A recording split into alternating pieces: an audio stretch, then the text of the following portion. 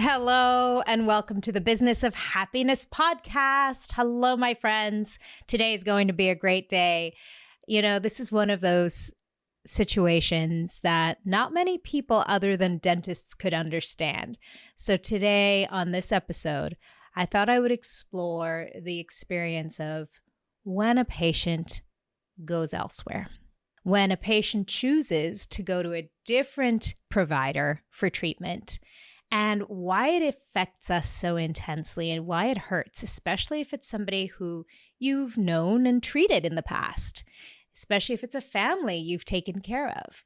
And in the second half of this episode, I'm going to share some support and new perspective to help you shift out of that feeling of abandonment and sorrow and really, when it kind of travels with you everywhere you go and consumes your thoughts. And intellectually that there are so many other patients that appreciate you, but man, you can't stop perseverating on this one letdown, this one decision from one of your patients to go for treatment elsewhere, despite your best efforts, and how you can shift into feeling better. How you can step back into self-empowerment so you can continue to do the important work that you have to do in this world, and more importantly, feel good about it. Recently, one of my clients, she's an orthodontist, she shared with me that this had happened to her and it shook her world. She's been working on feeling better about herself, trusting herself, really expanding her business, stretching, taking care of herself, really setting boundaries. She's done some amazing work in this past year of working together. And wouldn't you know, boom, it happened to her. As an orthodontist and a business owner, she'd been treating this family for several years, multiple siblings in the family. And, this was a patient that she cared a lot about. It had been a little rough with the older siblings, some concerns about compliance, not brushing her teeth with the braces on, and treatment time extended beyond what they had predicted. And we know in orthodontics, this happens all the time. And there are those moments, it doesn't matter what specialty you are in or in general dentistry, there are conversations that we need to have that are uncomfortable. And I applaud each and every one of you for having those uncomfortable conversations. Just doing that takes a lot of courage, right? Those conversations around treatment plans where things are not going as predicted. And now we need to have a sit down and talk about, okay, this implant is failing. This treatment plan that we had put into place isn't turning out the way we had hoped. And having those conversations really takes courageous clarity and so much love. And that's exactly what my client had done. She'd really approached the situation with so much love and clarity and really honoring her expertise as the provider. And wouldn't you know, family was very grateful and they continued with treatment, and finally the braces came off and beautiful, beautiful smile. So at this point, she was feeling really good about everything and really excited because the younger sibling was finishing up phase 1 treatment and really getting ready for the next step. So this was one of those families she thought, okay, I did my thing. I was courageous. I had that difficult conversation and it worked out for the best because the outcome was everything it needed to be. And then just recently, she was out in town, in the mall, and she ran into the family and noticed that this younger sibling who used to be in phase 1 treatment in her office was in braces.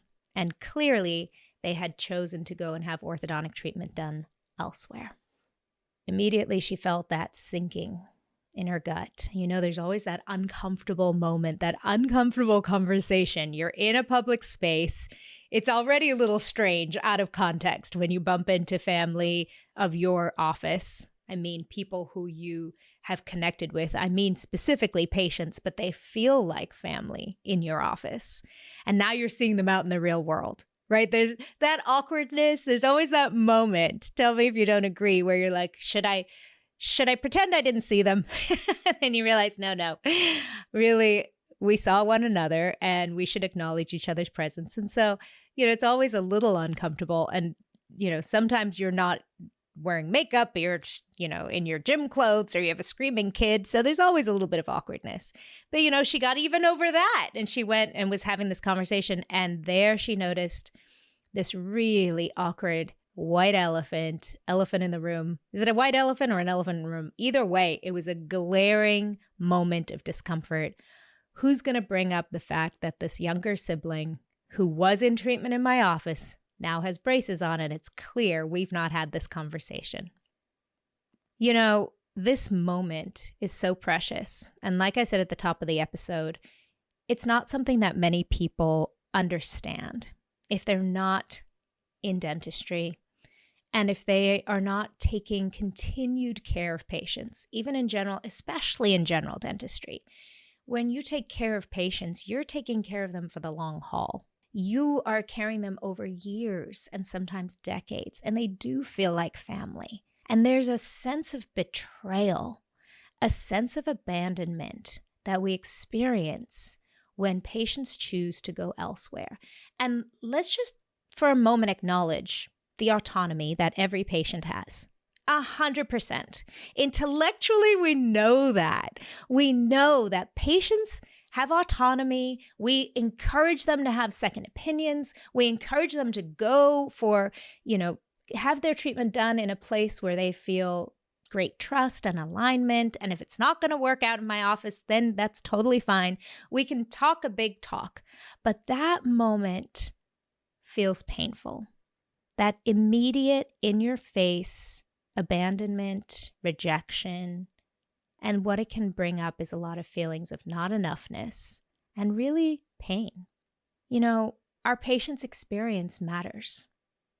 I think there's not one dentist out there who doesn't feel this way. They want to do their best for their patients. They want to take care of them. The way that our patients experience their journey and their treatment in our office, we take very personally. It matters.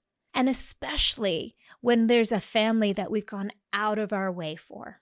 My client was telling me this was a family who she had gone in on the weekends for emergencies. She'd taken calls, after dinner at night, where really maybe it wasn't quite as an emergency, but she was really going out of her way for this family.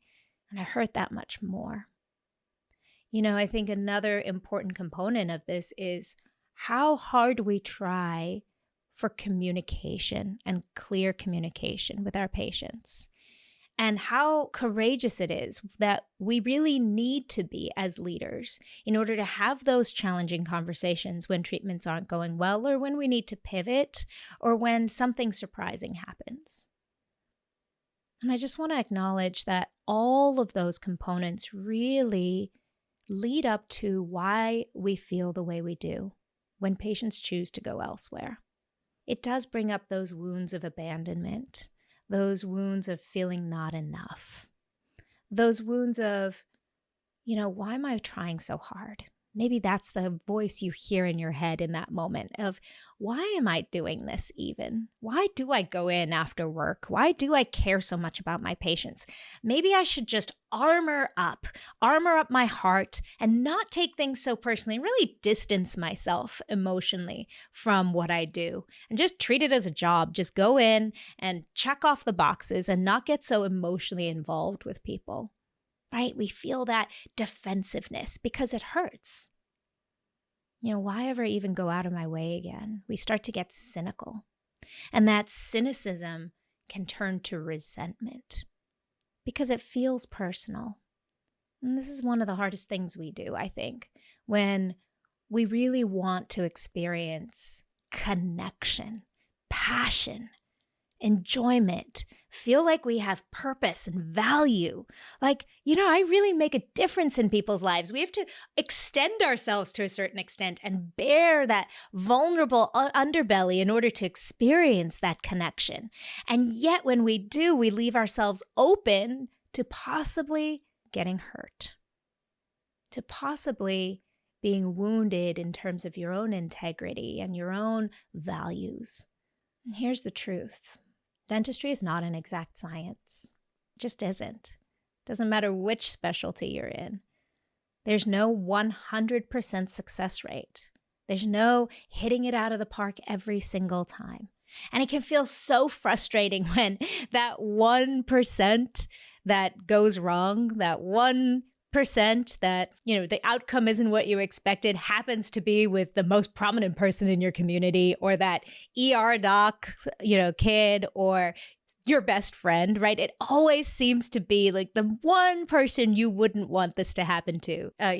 The implant fails on your best friend's mom, or you could imagine a scenario in your life where it really, really matters and it hurts.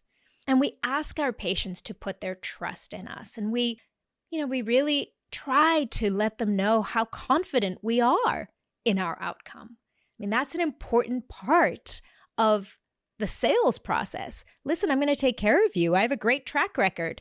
All my treatment comes out really great. Let me promise you the moon and the stars. And to a certain extent, we want them to feel that trust and safety with us. And yet, we are working with moving targets. We are working with patients who are functioning and eating and speaking on the very canvas that we're painting on. We're creating these microscopic works of art and then letting them out into the world and asking them to, use their teeth for chewing. We're putting in a lot of additional variables, not to mention we can't control their management and care of their teeth and how frequently they brush and floss and whether or not they smoke. We also can't navigate the blood sugar that they have, their sugar levels, and how they're healing and whether or not they're taking care of themselves hormonally, their ability for their bodies to do what we're asking them to do. We have no control over that. And even more importantly, when we recognize, okay, wait, I have no control over their actions, my patient's actions. I have no control over their bodies and their biology. I do my very best, but it's a moving target. Let's also recognize we have no control over their feelings or their thoughts. And here's a really important moment to recognize. We know nothing about what they're thinking and how they're feeling. We know nothing about what is actually going on in our patients' minds, what happened in her past, the traumas she did or didn't experience, her anxieties or stresses, her financial situation currently, her family situation currently. We know nothing. And let's just take a step back to my client's situation here. What she recognizes is this family's decided to go elsewhere for treatment. That's all she knows. And of course, immediately we feel all those feelings. And let me just, before I move on, remind you that you are so validated for feeling the way you feel. And I hope you recognize that it makes so much sense that you feel that way. It brings up all these old wounds and these old fears of feeling not good enough. And anyone in your situation would feel that way. So please recognize you are not alone if this has happened to you. And here I'm offering you a little perspective shift. Maybe it's not about you. I know it feels that way. And I know that you can add up, all the past events and say, oh yes, but the older sibling, the treatment took longer and it wasn't exactly what we expected. And then that's why they're leaving because they don't have faith in me anymore. And it's obvious they went to a different provider and they didn't have the courage to come and talk to me about it. I know this is the story that our minds want to create and it feels so true, but I'm going to pause you there for a moment and remind you, we know nothing. Just as much as we can't control whether or not that sweet little girl with braces on is brushing her teeth tonight, we also know nothing about the thoughts in her mother's or her father's heads, and we don't know why they choose to do the things they choose. Maybe there's something that we don't even know about. Could it be that they decided to go somewhere because they got a huge discount? Or maybe their best friend just opened an ortho practice and they thought, oh, how could I not go to my best friend? She's just trying to grow her practice. Or maybe the other orthodontist offers a different kind of a toy in the basket when they walk in, and they give them a free toy every time they come for an appointment. And mom thought, oh my gosh, this is going to make my life so much easier. I don't have to threaten my kid to go to the orthodontist because every day she gets this dumb plastic toy. We don't know. We don't know if maybe this patient feels like they got a new job close to the other orthodontist office and it's so much easier, and they already have 3 kids and there's not enough time in their day and it's just easier.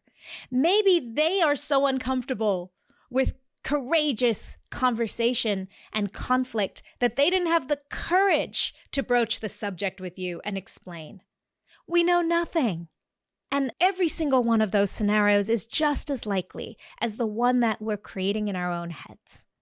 So for a moment, can you just accept and appreciate this one perspective shift? We know nothing. Even though your mind wants to tell you so badly that you are wrong and you are the reason why they're no longer coming to you for treatment. So what do we do to feel better? Even though there's this clarity, yes, you're right, Tarryn, if I can convince my mind that I don't know, and that even though I want to add up all these different pieces of evidence in my past, I really want to hold on to the story that I'm not good enough. Yes, you're right. I can let go and say, I have no idea why they chose to go somewhere else. I really do not have any leg to stand on to tell myself it's all about me and it's because I'm not good enough. I can really see there are 100,000 other possibilities. But now what do you do to feel better? How do you shift out of that energy of abandonment and rejection and not enoughness and step back into your power? Because we all know when we stay in that place of disempowerment, things go south. That's when we start this armoring up of our hearts. That's when we start feeling resentful of patients. That's when we start saying to ourselves, what's it all worth? Why am I doing this anyway? Why go out of my way? Why try to, connect with patients? Why try to even do a good job? Why not just show up, check off the box, show up for my 8 hours of work, and then check out at the end of the night? Why even try to create any passion or purpose? And we know that what then happens is we start to experience burnout. We start to experience not enjoying our days. And it's not worth it. When you are spending more time at work than you do at home, man, what a way to live. To just show up, to push through. It's not a way I want to live. Okay, so how do we feel better? Step 1, you have to feel your feelings. And, I think this is another thing we get so uncomfortable with in dentistry. We're in the business of taking people out of pain. Why do I want to feel the pain? But you know what? It's so important. It's just like Dante's Inferno. We've got to walk through the uncomfortable feelings. We have to feel them all the way. Because in those uncomfortable feelings is the gift, is the message, is the learning. And if we just push it down and armor up our hearts and say, I don't want to feel this. I'm just going to move on to the next thing. I'm going to go distract myself with alcohol, with, CrossFit, with food, whatever it is, just so that I don't have to feel this feeling, we lose out. So number 1, give yourself enormous grace. You deserve to feel all your feelings, and it makes so much sense that you feel hurt, that you feel sadness, that you feel all that pain, and allow yourself to really understand what that is. And I invite you, one way that I like to do this is by journaling. And I just free flow. I just allow myself to just write and write and write. And to be honest with you, I hardly ever reread it, but just getting it out of my head feels so good. And I like to even turn on a little bit of music for focus. So allow yourself to just feel your feelings, even if they're uncomfortable. And then step 2, move your body.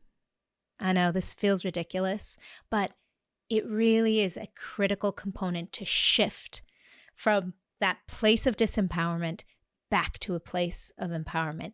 We need to get back into our bodies. What you've probably been doing is swimming in your thoughts and in your head and telling yourself all these terrible things of how you're not good enough and finding more and more evidence for all the reasons why you're not good enough. So I'm going to invite you to step 2, get into your body. And I mean, move it.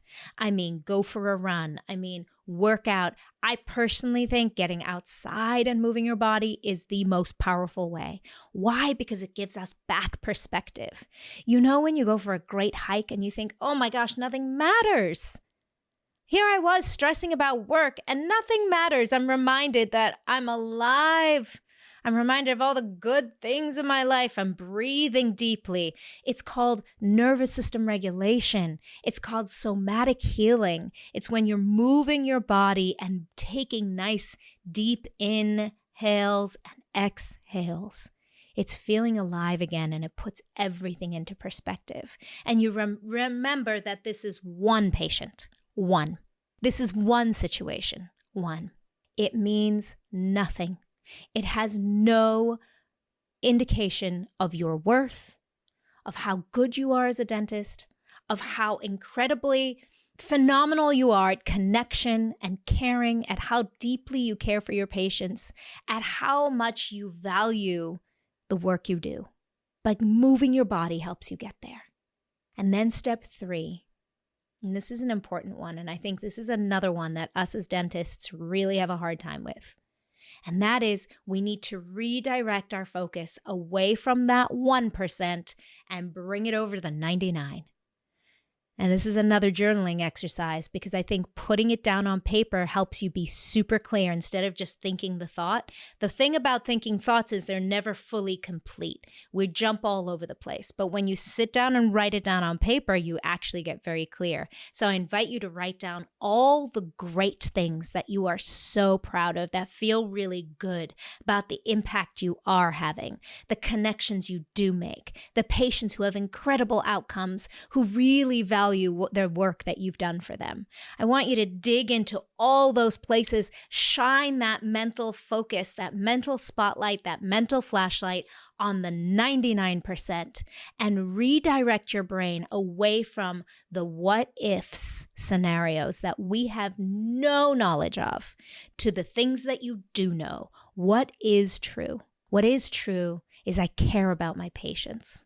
What is true is I care about the outcome. What is true is I'm really working on having courageous conversations when things don't go my way. What is true is I go out of my way for my patients. What is true is I'm learning to not take everything so personally and recognize that my patients have autonomy and I know nothing. What is true is that what I do matters. And what is true is I know I can trust my own integrity. I know that I would come to myself for dentistry because I care that deeply. And give yourself an opportunity to reset the baseline so that you can be focusing on the truth and not a fantasy that we really don't know about. Now, I know that I've oversimplified in this episode. I've given you these 3 very terse, brief steps. Step 1, feeling your feelings and really giving yourself permission to do so. And that requires time and space and safety.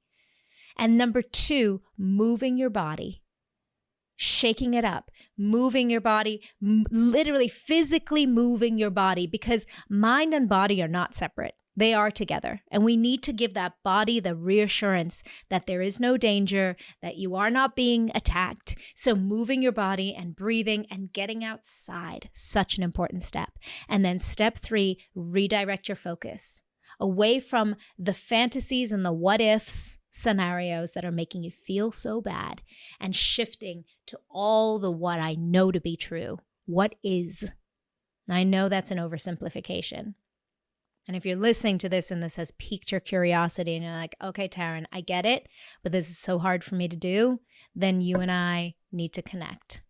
This is what I help women in dentistry excel at. I help you get to a place where you can make that shift in an instant.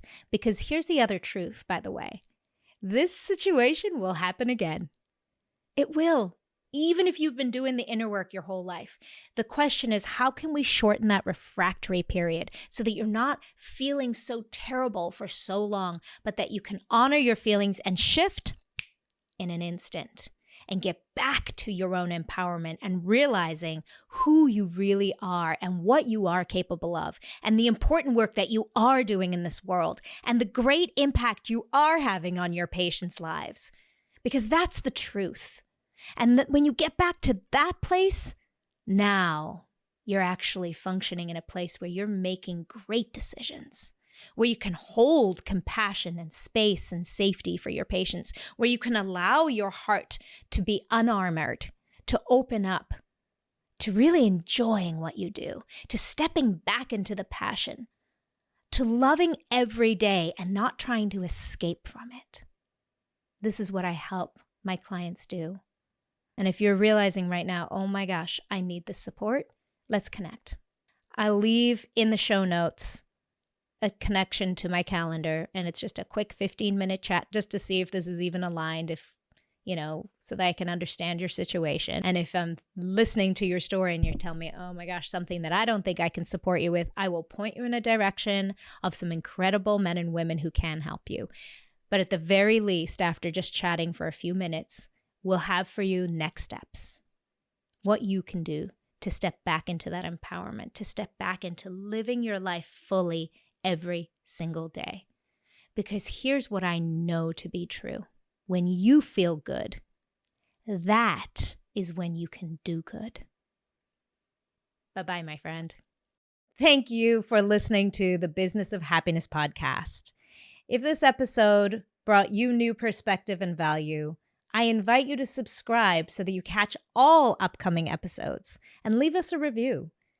And if you know of a friend or colleague who could benefit from this perspective, share this episode with them and empower their day. For more information about the Business of Happiness and the Radical Happiness for Practitioners course, find me on www.thebizofhappiness.com. See you there.